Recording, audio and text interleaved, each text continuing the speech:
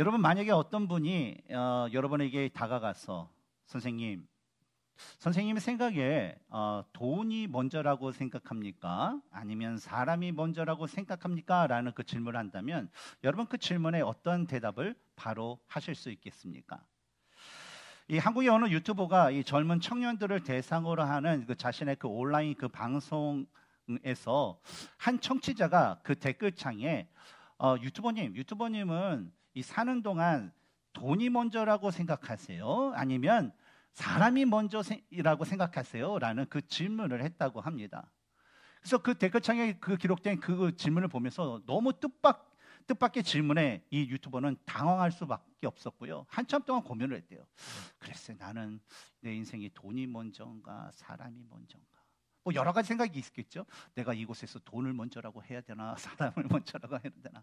그래서 한참 이게 고민하다가 이 유튜버가 이 청취자들에게 동일한 질문을 하게 됐다고 합니다. 여러분들은 돈이 먼저라고 생각하세요? 사람이 먼저라고 생각하세요? 그랬더니 사람들이 타타타타타 이렇게 올리잖아요. 타타타. 막 한국 사람들은 진짜 타이핑이 빠른 것 같아요. 타타타타. 그래서 수백 개가 이렇게 올려주는데 그 답글을 보고서 이 유튜버가 깜짝 놀랐다고 합니다. 왜냐하면 질문에 대답한 사람의 3분의 2 이상이 돈이 먼저다라는 그 대답을 했기 때문이었습니다. 사실 우리가 18세기 산업혁명의 이 영국에서 일어난 후에 이 자본주의와 물질주의가 지배하는 이 세상에서 태어나고 그곳에서 자라온 이 젊은이들에게 있어서 사람이 먼저냐 돈이 먼저냐라는 그 질문에 사람보다 돈이 먼저다라는 그 대답은요, 어떻게 보면 이 세상을 살아가는 사람들에게 있어서는 당연한 일일 것입니다. 왜냐하면 이 자본주의, 이 물질 만능주의라는 것이 이제 경제적인 어떤 그 개념인데, 이것이 세월이 흐르면 흐를수록 어떻게 변하냐면 마치 종교처럼 변하여서 마치 부와 돈의 신인 마몬에 의해서 사람들의 마음과 생각이 계속적으로 지배당하는 그런 삶을 오늘날의 사람들, 특히 젊은이들, 우리의 자녀들 그 세대는 계속적으로 그런 삶을 살아가고 있기 때문입니다. 이로 인해서 옛말에 매 앞에서는 장사가 있어도 돈 앞에서는 장사가 없다라는 그런 말처럼요, 오늘날 우리가 보는 이 사회주의, 매스컴, 우리가 볼 수 있는 이 사회 현상을 보면 돈 때문에 뭐예요? 부모와 자식이, 돈 때문에 형제끼리, 돈 때문에 형제와 자매들이 서로 싸우고 심지어는 왼수가 되는 그런 일들이 너무나도 빈번하고, 또 그런 것들이 너무나 빈번하게 이러다 보니까 오늘날 우리가 그 매스컴을 보게 되면 뭐예요? 그럴 수 있지, 어쩌면 이게 당연하다 여기는 그런 시대를 오늘날 우리들은 살아가고 있다라는 것입니다. 그런데 문제는요, 이러한 세상의 그 풍조가 이 세상에 있는 많은 그 어떤 교회도, 이 세상에 있는 많은 그 어떤 그리스도인도 이 세상의 풍조에 자유로울 수는 없다라는 거예요. 그래서 세월이 흐르면 흐를수록 신앙생활을 하는 데 있어서도, 우리가 믿음 생활을 하는 데 있어서도 돈이 먼저냐 예수님이 먼저냐, 돈이 먼저냐 믿음이 먼저냐, 돈이 먼저냐 하나님 먼저냐라는 그런 선택의 순간이 생길 때 우리들은 이 갈등이라는 것을 하지만 곧 어때요? 쉽게 세상의 풍조를 따라서 살아가는 그 교인들이 점점 많아지게 된 것입니다. 그러나 아무리 세상이 변한다 하더라도요, 우리 그리스도인에서 우리가 반드시 기억해야 될 것이 있어요. 뭐가 있을까요? 그 뭐냐면 바로 우리가 믿고 따르는 이 하나님의 말씀 기록된 이 성경, 하나님의 말씀은요, 과거나 현재나 미래나 변함이 없고, 하나님께서 자신에게 속한 자신의 백성과 자녀와 일꾼들과 사용하시길 원하시는 그 사람에게 원하시는 그 요구하시는 그 모습은요, 옛날에 얘기하셨던 모습이나 지금 우리에게 말씀하시는 모습이나 미래 얘기하실 그 모습 또한 뭐예요? 다 동일하다라는 것입니다.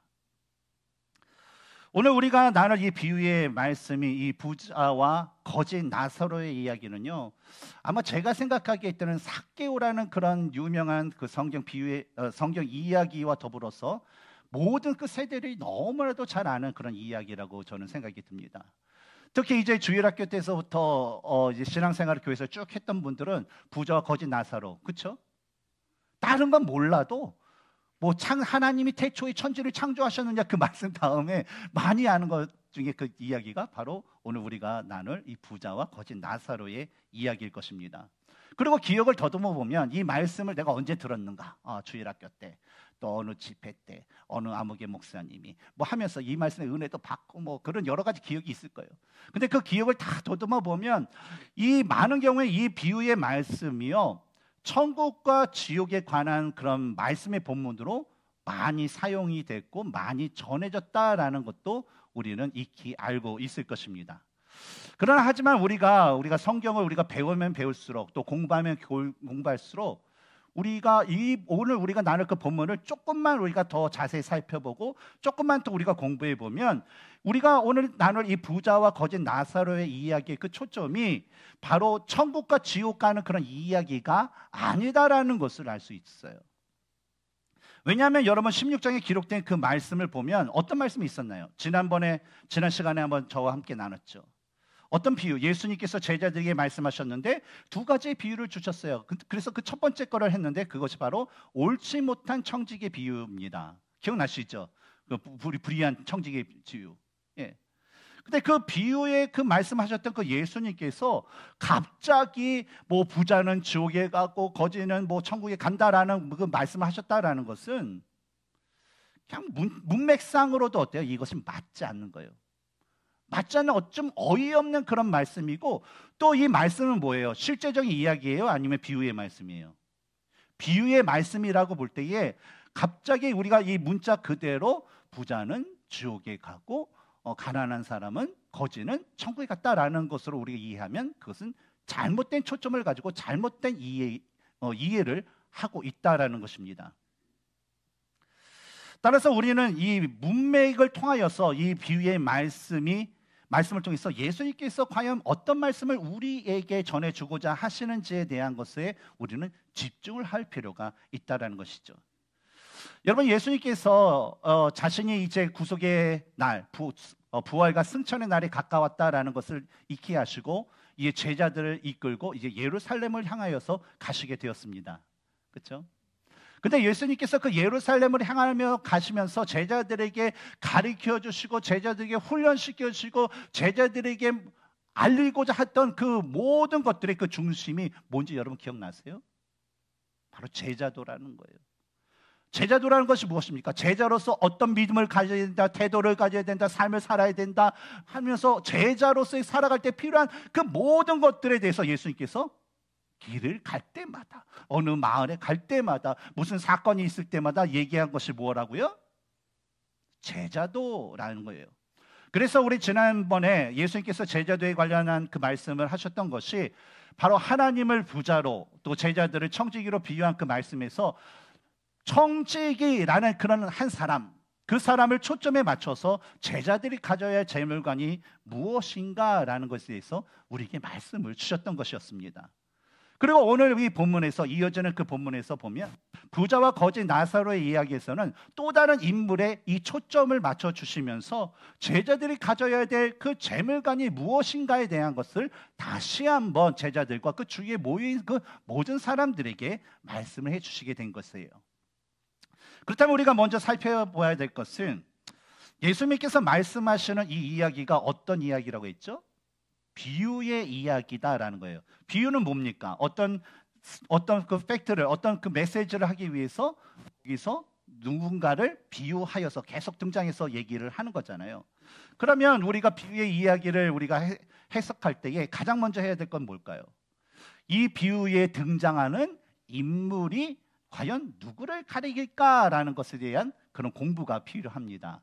그러면 먼저 우리 본문의 말씀을 한번 보면 여기 전체적으로 본문이 나오지 않습니까? 성경을 보면서 오늘 본문 19절부터 31절까지 나오는 그런 등장인물이 누군가 한번 얘기해 보세요. 누가 있을까요? 부자, 그렇죠? 부자가 나왔어요. 또 부자가 나왔으니까 누가 있죠? 거지가 나왔어요. 또 한 명의 이름이 거론돼요. 또 누가 있을까요? 아브라함. 그래요. 그 등장을 하는. 누가복음 16장 전체를 살펴보면 여러분, 예수님께서 전체적으로 두 가지 그 비유를 해주세요. 1절서부터 우리 13절까지 옳지 못한 청지기의 비유. 그리고 두 번째 비유가 오늘 우리가 나누고 있는 19절에서 31절의 그 비유입니다. 그런데 이 두 가지 비유 사이에 등장하는 인물이 기록되어 있는 것을 우리는 볼 수가 있어요. 누굴까요? 14절부터 18절까지의 그 사이에서 본문에 나와 있지는 않아요. 성경책을 보셔야 돼요. 빨리 전화기나 빨리 성경책을 보세요. 누가 나와 있을까요? 누가 나와 있을까요? 빨리 찾아보세요. 제 얼굴만 보면. 예, 아니에요. 땡이에요. 누가 있을까요? 바리새인이 나옵니다. 그런데 14절을 보면요, 여러분, 예수님께서 제자들에게 말씀하셨던 옳지 못한 청지기의 비유의 그 말씀을 딱 들었던 그 바리새인들의 그 반응이 나와요. 어떤 반응을 했다고 하죠? 비웃었다라는 거죠. 여러분 한번 비웃는 표정은 어떨까요? 그냥 이게 비웃는 걸까요? 비웃는 게 어떤 걸까요? 한번 표정을 하게 되면, 그죠? 그쵸? 이게 이런 식의 이게 비웃는 거예요. 말하는 게 웃기다라는 거죠.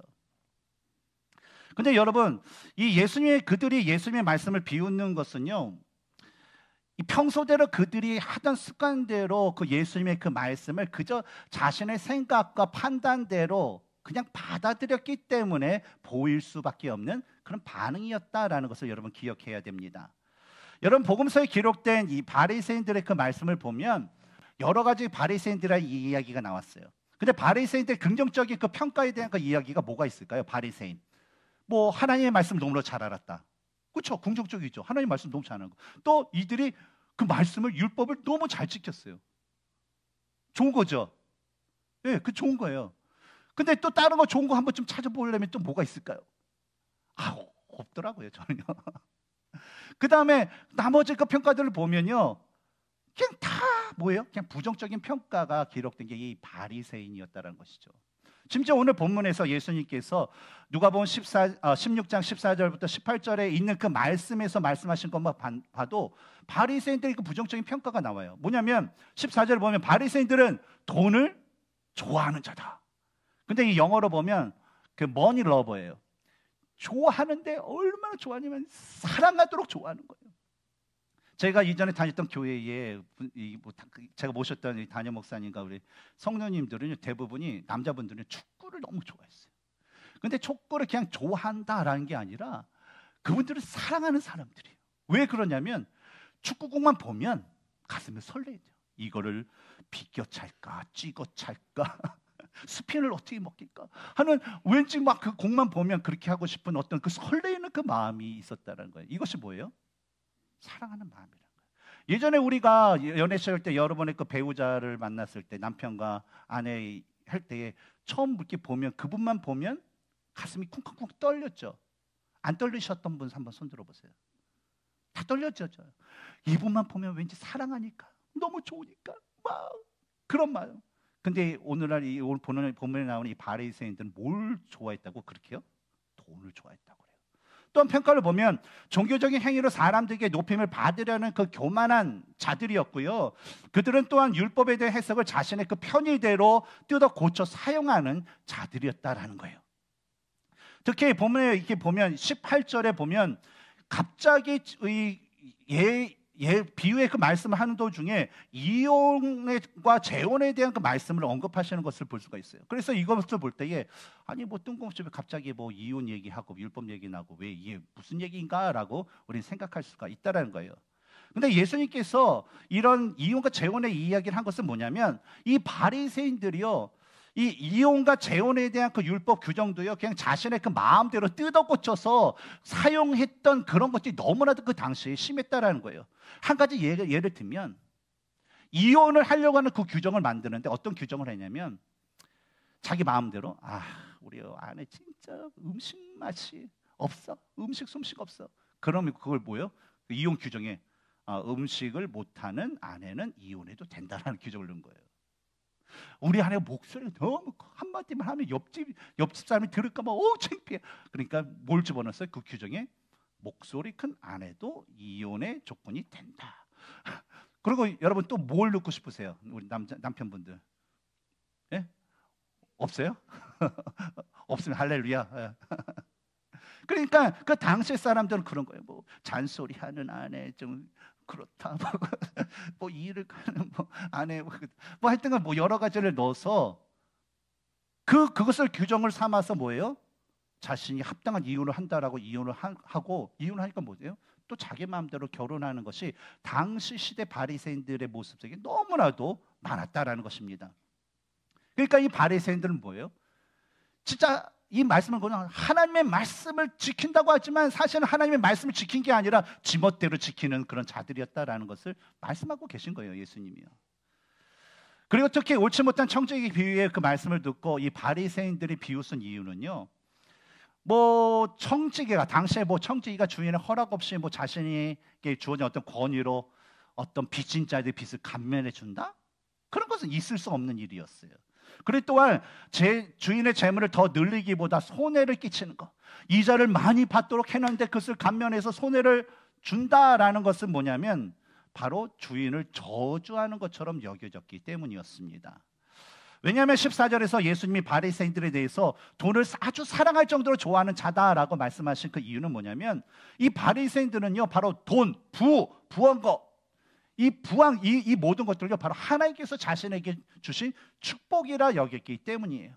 그래서 이 바리새인들은요 겉으로는 항상 하나님의 말씀을 지켜 행합니다. 율법을 지키십시오. 안식일을 거룩하게 지킵시오. 뭐 그렇게 말은 이렇게 했지만 실제적으로 그의 삶과 내면적인 모습은 뭐예요? 돈이 왔어요. 한번 해볼까요? 시작. 돈. 돈 하면서 돈을 사랑하면서 그것을 더 얻고자 하는 삶을 살았다는 거예요. 그런 예를 우리가 단편적으로 성경에서 찾아보면 어떤 일이 있냐면 바리새인들은 뭐예요? 과부의 재산을 강탈한 자다라고 얘기해요. 겉으로는 앞에 사람 많은 쪽에서는 뭐 이렇게 하나님 말씀하지만 뒤에서는 돈을 얻게 과부의 그 없는 그 재산마저도 그냥 갈취하고. 예수님이 예루살렘 성전이 했을 때에 성전에서 장사하는 사람들이 있었던 이유가 뭐예요? 대제사장과 그 무리인 바리새인들이 뭐예요? 그 장사 자리세를 가지고 더 벌기 위한 그 돈 그런 욕심이 있었기 때문에 그 성전에서 그런 장사하는 그런 일들이 벌어지게 되었던 것이죠. 그러니까 바리새인들 뭐예요? 그냥 돈을 너무나도 좋아했던 사람이었다는 것이죠. 그러다 보니까 예수님께서 누가복음 16장 13절에 하나님과 재물을 겸하여 섬길 수 없다, 하나님과 돈을 겸하여 섬길 수 없다라고 하신 그 말씀이 그들은요 받아들일 수 없는 너무나도 어이없는 그런 말이었던 것입니다. 그래서 예수님은 이 바리새인들이 가진 이러한 재물관이 얼마나 잘못된 것인지에 대해서 알려주기 위해서 부를 좋아하는 바리새인들을 바로 오늘 본문에 한 부자로 비유하면서 그들에게 초점을 맞추셨고, 또 그들이 부정하게 여기고 부정하여서 하나님의 저주를 받는 당시에 가난하고 병든 자라고 여기는 그 가난한 이웃들을 바로 거짓 나사로로 비유하여서 말씀을 해주시게 된 거예요. 근데 이 비유의 이야기를 보면 몇 가지 우리가 특징을 찾아볼 수가 있습니다. 첫 번째 특징은 뭐냐면 개인 신상에 대한 거예요.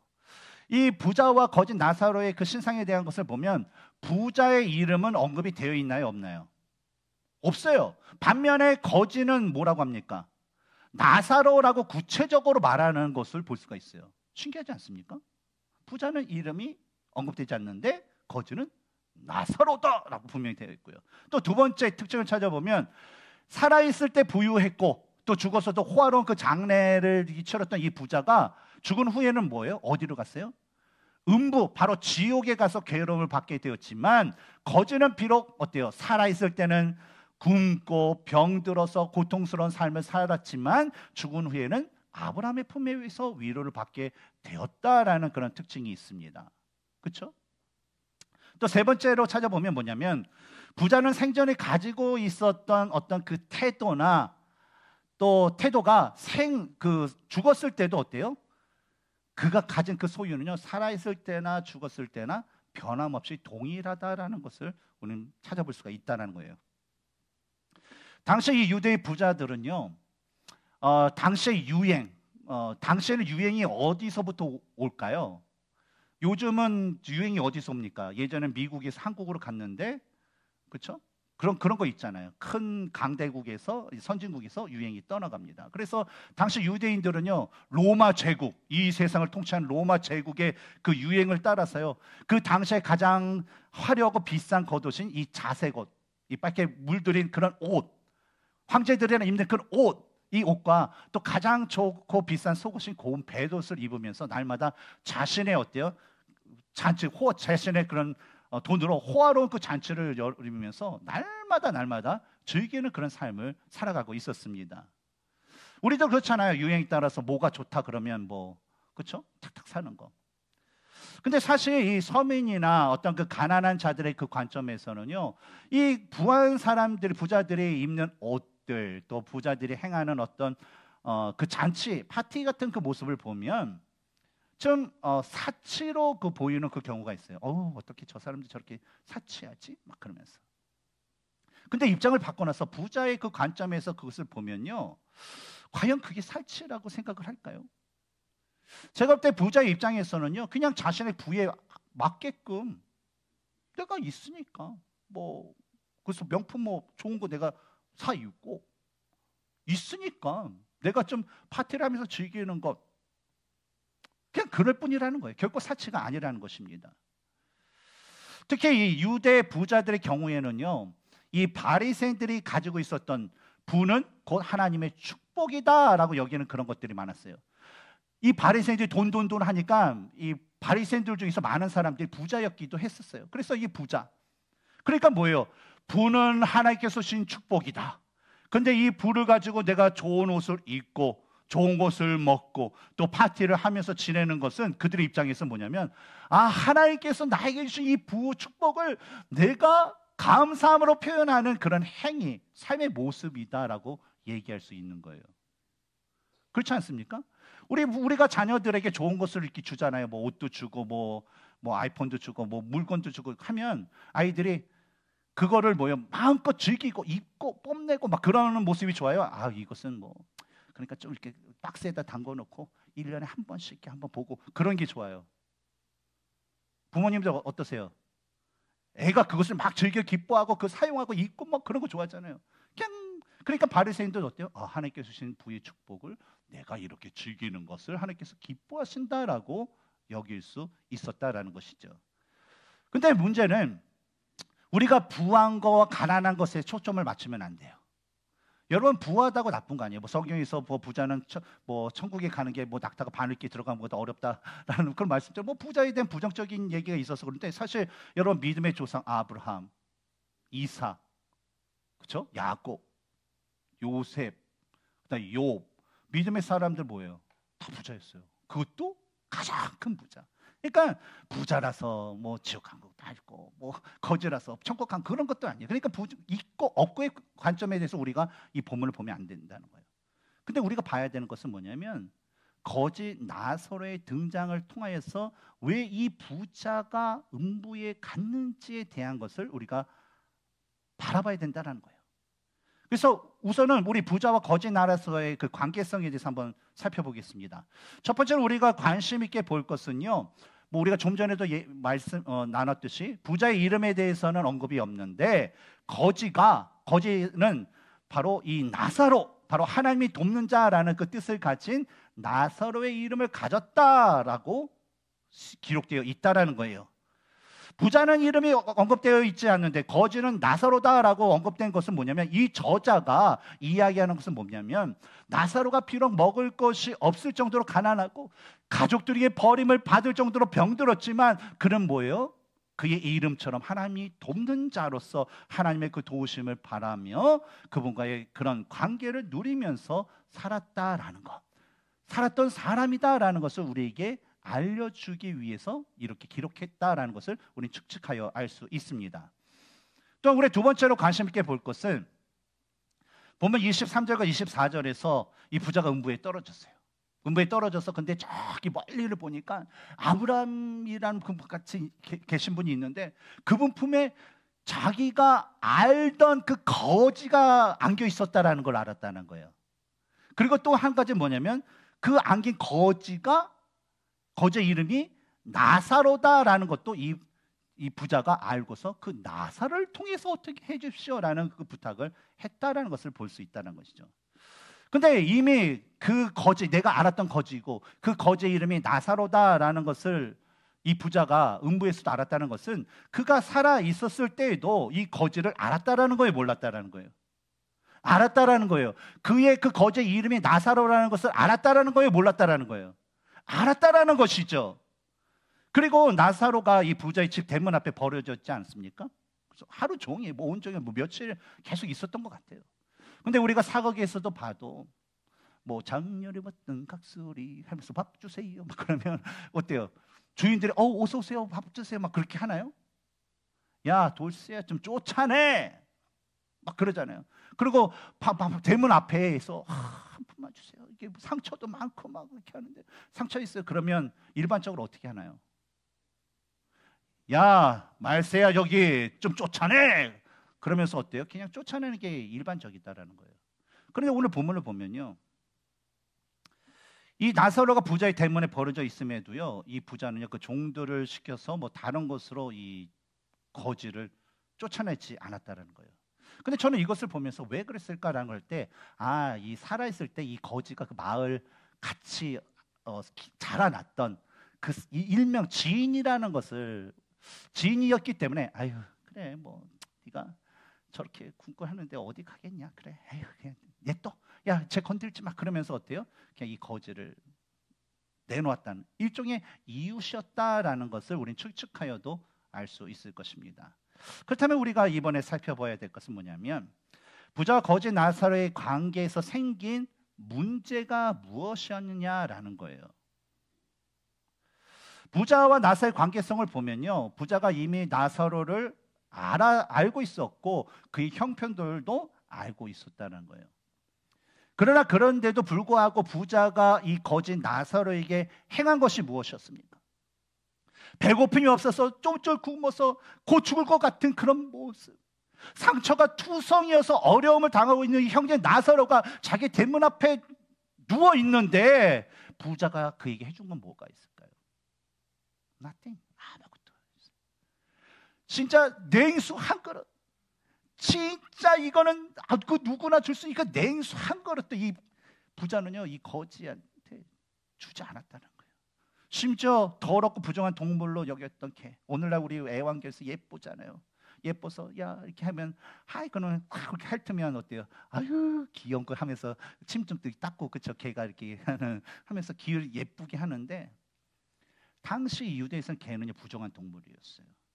근데 그 부정한 동물로 여기는 개가 나사로에게 와서 나사로의 상처 부분에 그것을 그냥 핥고 여기서 막 핥았다 하는데, 이것은요 그냥 단순히 우리 뭐 애완견이 주인님 반가워요 하면서 이렇게 어떤 친근한 표시로 이렇게 핥듯 그런 게 아니라 그냥 그렇게 못 살게 구는 거예요. 낯선 사람이 해서 막 바지 막 물고 막 이렇게 핥고 막 그런 거 있잖아요. 그렇게 괴롭히는 그런 모습이었어요. 근데 그 개가, 부정한 개가 그 나사로를 그렇게 괴롭히는데도 뭐 불구하고 뭐예요? 부자는요 그냥 모른 채 그냥 냅뒀다라는 것이죠. 저는 이 대목에서도 또 질문이 하나 생겼어요. 왜 그랬을까? 왜 그랬을까? 근데 당시의 그 상황을 좀 고려해 보니까요, 이 당시 바리새인들의 영향 때문이 아니었을까라는 그런 생각이 들었습니다. 왜냐하면 여러분, 바리새인들은요 항상 그 분리주의예요, 그렇죠? 이것은 의롭고 이것은 부정하다, 그렇죠? 항상 이 찬반 흑백 논리가 강했어요. 근데 이 사람들이 하나님의 축복으로 여겼다는 거, 이 돈이 많은 거, 부자인 거, 이것을 하나님의 축복으로 여겼다라는 것은 뭐예요? 가난은 뭐예요? 가난하다는 것은 뭐라고 여겼을까요? 이거는요 그냥 하나님의 저주를 받아서 가난하게 되었다라는 거예요.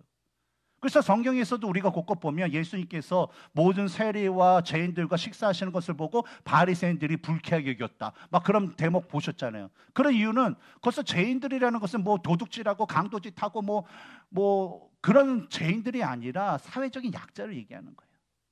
장애인들, 또 이 가난한 자들, 과부들, 뭐 고아들, 그런 사람들을 얘기한다는 것이죠. 근데 이런 자들은 어때요? 이런 자들, 그렇게 그러니까 자신은 축복받았고 그 가난한 사람은 부정하게 여겼던 그 인식들이 그에게 있었다는 거예요. 그래서 부정한 개가 부정한 자의 상처를 핥고 괴롭히는 것을 보면 이 바리새인의 입장에서는 어떻게 볼까요? 아까 웃었던 거 있죠? 어떻게 웃었다고 그랬죠? 비웃다. 한번 해볼까요? 잘 안 되네요. 그러니까 그 모습을 보니까 자기는 축복받은 거예요. 근데 저 거짓 나사로는 하나님께 저주받은 거예요. 그러니까 부정한 자예요.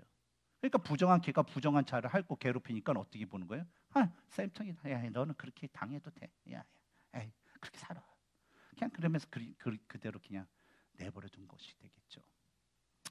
그런데 히브리서 9장 27절에 한 번 죽는 것은 사람에게 정해진 것이요 그 후에는 심판이 있으리니라는 그 말씀처럼 이 부자와 나사로가 이 비슷한 그 시기에 죽음을 맞이하게 되었습니다.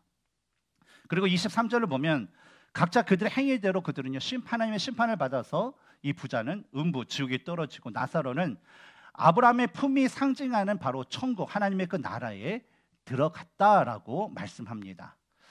근데 여러분 이 대목에서 우리 23절의 그 말씀을 보면서 왜 부자가 음부에 떨어졌다라고 생각을 하시나요? 부자가 왜 음부에 떨어졌다고 생각하시나요? 지금까지 우리가 나눴던 그 이야기, 뭐 당시의 상황. 근데 분명한 것은 뭐 돈이 있기 때문에 지옥에 간 건 아니에요. 아시죠? 왜 그랬을까요? 우리가 이번 주에 암송한 고린도후서 5장 17절의 말씀을 보면 그런즉 누구든지 그리스도 안에 있으면 새로운 피조물이라 이전 것은 지나갔으니 보라 새 것이 되었다라고 이 말씀합니다. 예수님을 구세주와 주님으로 믿고 고백한 그리스도인들은요 바로 모두가 그리스도 안에서 새로운 피조물로 거듭난 존재라는 거예요. 그리고 새로운 피조물로 거듭난 존재에게는요 하나님께서는요 그에 합당한 새로운 직분이라는 것을 주셨습니다. 그래서 우리 성경에서 새로운 직분에 대한 것을 우리가 찾아보면 여러 가지가 있는데 여러분 혹시 기억나는 거 있어요? 뭐 하나님의 백성이라는 직분, 또 하나님의 자녀라는 그런 직분, 예수님의 제자라는 직분, 또 그리스도인이라는 직분, 성도라는 직분 등등 여러 가지 하나님의 백성과 자녀들에게 예수님을 믿고 거듭난 사람들에게 주는 그런 직분들이 여러 가지가 있어요. 근데 이 많은 것들 중에 여러분 하나님의 청지기라는 그 직분은요 하나님께서 아담을 지으시고 이 세상을 만드신 후에 아담에게 에덴 동산이라는 것을 곳에 놓고서 일부러 놓고서 그 동산을 관리하고 다스리라고 주셨던 그 직분이었다라는 거예요. 처음서부터 태초서부터.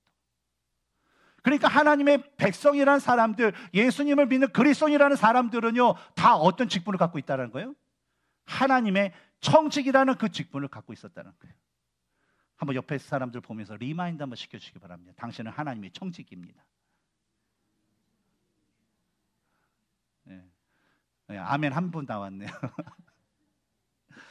따라서 여러분 하나님의 백성된 본문에 나오는 이 유대인들, 바리새인들, 이 사람들은 어떤 직분을 가진 사람들이에요?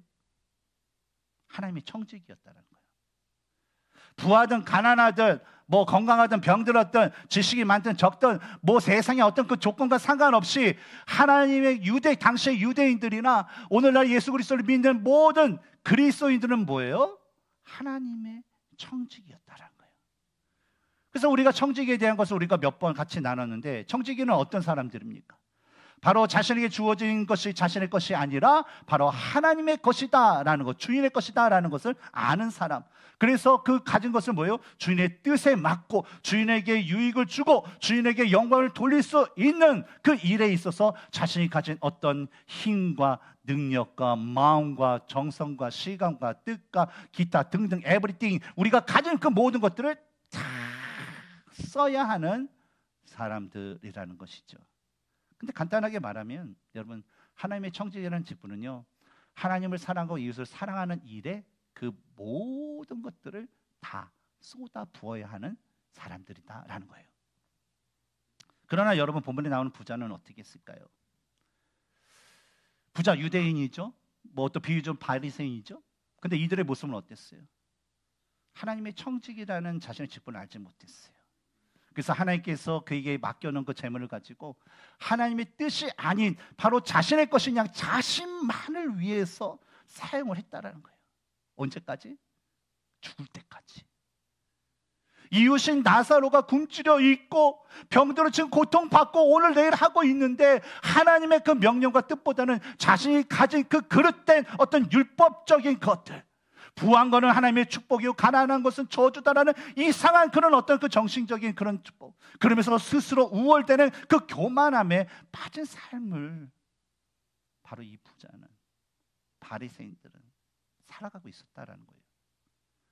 그러니 우리가 지난번에 나왔던 옳지 못한 청지기가 주인을 위해서 생활하지 못해 잘못된 행위 때문에 주인이 그를 뭐예요? 불러다가 야 결산하고 너 잘못했으면 너 더 이상 내 청지기가 아니야. 너 이제 나가.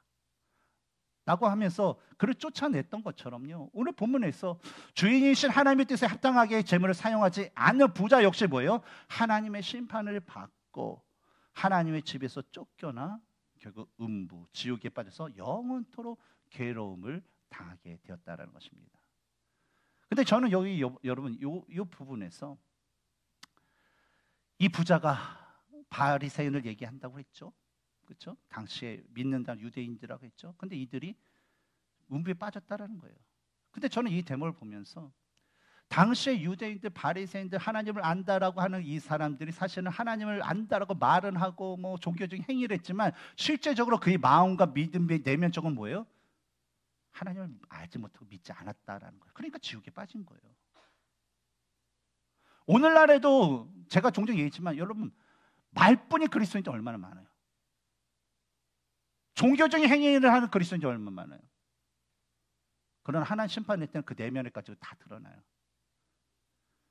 진짜 우리가 가진 지금 모습을요, 진짜 뭐 여기 큰 뭐 보잘 하는 거 쫙 깔아 놓을 수 있다면, 어떨까라는 걸 생각해 보는데, 근데 이 여기 난 부자는요, 하나님 백성이라고 하고 의인이라고 하지만 뭐예요? 결국 하나님을 믿지 않았던 사람이라는 거죠. 그리고 또요, 이 사람은 고쳐 쓰는 게 아니다라는 그 말이 실감날 정도로요, 이 부자는 음부에 그 지옥에 가서도요, 나사로를 자신의 어떤 형제로 취급하기는커녕 여전히 자신의 그 메마른 그 혀를 또 서늘하게 하기 위한 그 도구, 아직 이 세상에 살아있는 자신의 형제들을 구원하기 위해서 사용해야 할 그 도구로만 여기는 모습을 동일하게 가지고 있었어요. 근데 부자가 이 지옥에 떨어져서 이런 생각과 모습을 가진 이유, 그것은 이 부자가 이 음부에 떨어진 이유와 똑같아요. 뭐냐면 그 안에 성령님이 임재가 없었어요. 하나님을 믿는 그런 하나님의 영이 그에게 없었어요. 여러분, 사람이라는 거, 일반적으로 사람이라는 게요, 자신이 깨달음을 얻어서 스스로 뭐 자신의 모습과 어떤 걸 고치고 변화하지 않는 한은요, 아무리 주위 사람들이 격려하고 권면하고 수많은 말을 해도요, 이 사람이라는 건 참 변하지 않아요. 여러분, 우리 자식들 키워보면 알잖아요. 참 사람이 변하기 쉽지 않아요. 마치 어때요? 한 권의 그냥 책을 읽고 그것이 진리다라고 생각하는 사람에게 진짜 진리를 아무리 퍼부어도 어때요? 그들이 듣지 않는 것처럼 그렇다라는 거예요. 오늘 보면 31절을 보면 이와 같은 것에 대한 말씀이 나와요. 이르되 모세와 선지자들에게 듣지 아니하면 비록 죽은 자 가운데서 살아난 자가 있을지라도 권함을 받지 아니하리라 하였다 하시니라. 이곳에서 이 구절에서 말하는 모세와 선지자들은 무엇을 얘기하냐면, 우리가 변화산 사건의 그런 말씀에서도 우리가 배웠듯이 모세는 봐요, 구약의 율법의 말씀을 얘기합니다. 그리고 엘리야 선지자들은 뭘 얘기해요? 바로 선지자들의 그런 선지서를 의미한다는 거예요. 그것을 의연하는 건데 뭐예요? 바로 구약 성경 전체를 이야기한다는 거예요. 그래서 우리들은요, 이 부자처럼요, 아니요, 죽었다 살아난 사람이 어떤 기적적으로 살아난 사람이 얘기하면 들을 거예요, 얘기하면 변화될 거예요 라고 우리는 생각하지만, 하나님께서는 뭐예요? 야, 지금까지 너에게 주어진 말씀으로만으로 충분해. 이 부자에게는 그 구약 성경의 말씀으로도 충분해. 오늘날 우리에게 뭐예요? 구약과 신약에 있는 이 말씀으로도 구원을 충분히 받을 수 있어. 하지만 이 말씀을 들어도 전하여도 이것을 듣고 회개하지 않는 자는 아무리 죽었다 살아난 사람이 그에게 가서 얘기를 해도 절대 듣지 않는다라고 예수님께서 말씀하신 것입니다. 따라서 우리 그리스도인 우리들은요, 바로 성령 하나님께서 우리 안에 임재하셔서 우리를 변화시킬 수 있도록 항상 기도와 말씀 가운데 우리가 거하는 그런 삶을 살아야 돼요. 우리가 변화될 수 있도록. 우리가 어떻게 스스로 변해요? 하나님께서 우리에게 능력 주시고 감동을 주시고 역사하셔야지 우리가 변화받는 거예요. 여러분의 자녀가 예수님 믿지 않아요? 여러분의 부모님 예수 믿지 않아요? 여러분의 가정 믿지 않아요? 여러분 성령님이 그 변화시킬 수 있도록 여러분 기도하셔야 돼요. 말씀으로 해야 돼요. 우리는 오늘 이 예수님께서 주신 이 부자와 거진 나사로에 관한 그 비유의 말씀을 통해서 하나님의 그 청지기가 가져야 할 그 재물에 대한 그 태도, 모습에 대한 그런 말씀을 나눴습니다. 첫 번째로 하나님의 그 청지기는 재물과 하나님을 같이 섬길 수 없고 재물이 아닌 오직 하나님만을 주인으로 섬기는 자다라는 것. 두 번째로 하나님의 청지기는 자신이 소유한 재물이 하나님께서 자신에게 맡겨준 것임을 알고 하나님의 뜻에 맞게 사용하는 자들이다라는 것. 그리고 세 번째로 하나님의 청지기는 그 재물을 하나님이 기뻐하시는 하나님 사랑과 이웃 사랑을 위해 사용하여 하나님께 영광을 돌리는 자들이다라는 것을 함께 나눴습니다. 사랑하는 성도 여러분, 우리도 다시 오실 그 예수님을 기다린 자들입니다. 그리고 예수님께서 12 제자들과 그 다른 제자들에게 말씀하신 것처럼 오늘날도 우리에게 동일하게 말씀하고 있어요. 바로 우리가 제자로서 또는 오늘 본문을 통해서 우리는 바로 하나님께 주신 그 청지기로서 올바로 살아가야 된다는 거예요. 근데 청지기의 기본적인 그런 건 뭐냐면 나에게 있는 것, 그 재물관에 대한 올바른 신앙이 필요합니다. 그래서 우리가 하나님이 주신 그 직분, 청지기라는 그 직분에 대한 올바른 그 재물관을 갖고 우리가 짧든지 길든지 그 주님의 그 뜻을 이루어가면서 장차 우리가 하나님의 그 품에 안길 수 있는 그 진정한 하나님이 인정하시는 그 부자가 될 수 있는 저와 여러분이 되기를 주님의 이름으로 축원합니다. 우리 함께 기도할까요?